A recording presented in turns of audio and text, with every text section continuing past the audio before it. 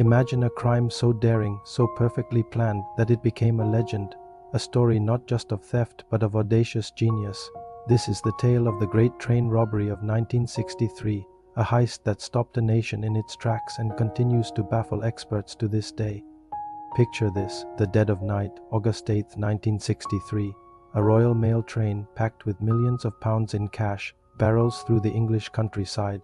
Suddenly, a red signal light glows in the darkness, forcing the driver to slam on the brakes. But this is no ordinary stop. This is the beginning of the most audacious robbery in British history. Within moments, a gang of 15 men swarmed the train. They move with military precision, each man knowing his exact role. They weren't just common thugs. This was a hand-picked team of specialists. Their plan, months in the making, was a masterpiece of criminal engineering. They had studied the train's schedule, memorized its route, and even knew the habits of the guards on board. Who were these men? They were a mix of London's underworld elite, brought together by a shared ambition to pull off the impossible. The mastermind, often thought to be Bruce Reynolds, was a charismatic figure known for his meticulous planning and flair for the dramatic. He assembled a crew that included getaway drivers, muscle, and specialists in bypassing security systems. Every single detail was considered, from the fake army uniforms they wore to the specific tools needed to breach the high-security carriage. As the gang stormed the train near a remote bridge in Buckinghamshire, they quickly overpowered the crew. The train driver, Jack Mills, put up a fight but was unfortunately struck down. The gang then uncoupled the front two carriages, the ones containing the loot, and drove them further down the track to a pre-arranged spot. Here a human chain was formed. Bags stuffed with used banknotes, 120 of them in total, were passed from the train to a waiting truck, the haul. A staggering £2.6 million. In today's money, that's over £50 million, or nearly 60 million US dollars. All stolen in under 30 minutes. With the cash secured, the gang vanished into the night.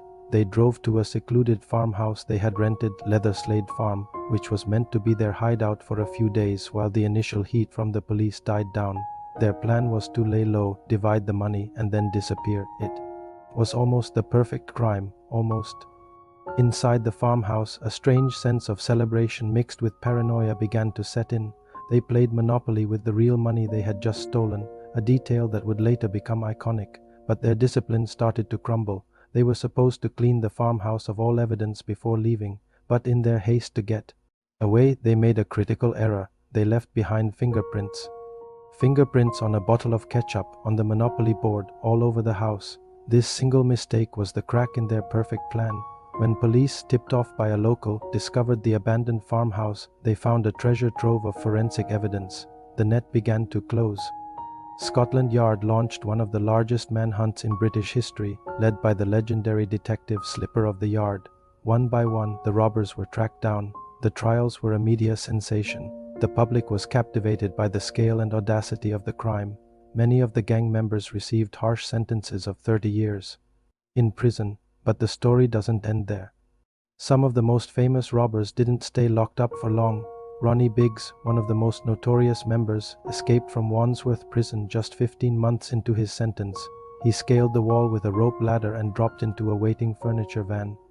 Biggs then fled the country, living as a fugitive for 36 years, mostly in Brazil, taunting the British authorities from afar and becoming a global celebrity outlaw.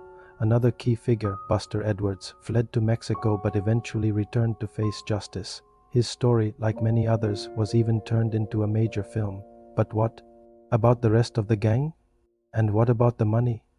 Amazingly, several members of the gang were never caught. They simply disappeared, taking their share of the loot with them and living out their lives under new identities, and the vast majority of the £2.6 million.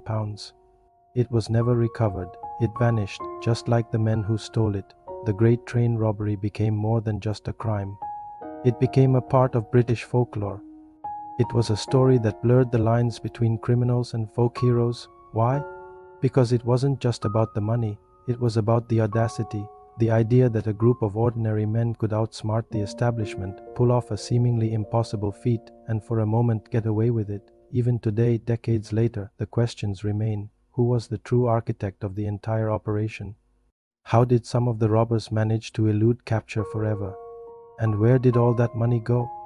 The Great Train Robbery is a testament to meticulous planning, nerve, and the tantalizing possibility of the perfect crime. It's a story that proves sometimes the truth is far more incredible than fiction. What do you think? Was it a brilliant plan or just a lucky break? Let me know your thoughts in the comments below. Thanks for watching, and if you enjoyed this journey into one of history's greatest heists, don't forget to like this video and subscribe to our channel for more incredible stories. We'll see you next time.